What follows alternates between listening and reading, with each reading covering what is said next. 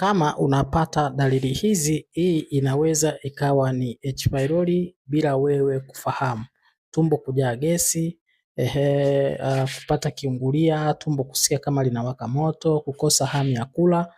Kama unapitia changamoto ya dalili hizi, nenda kapime H. pylori, kwa sababu mara nyingi mtu anapokuwa anapitia H. pylori au anapata shida, anapitia changamoto ya bakteria huyu, waga anapata dalili hizi ambazo nimezitaja. Kwa hiyo nenda kapime H. pylori kabla hujaanza matumizi ya dawa. Itakupa mwanga mpana wa wewe utibu H. pylori, uondoe na matatizo ya gesi, au utibu changamoto pia kiungulia na ukosefu wa hamu ya kula chakula.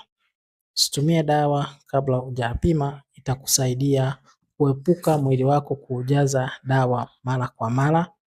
Kama unatamani kupata ushauri, unaweza ukatupigia simu kupitia namba hii ambayo ni 0764 233 411.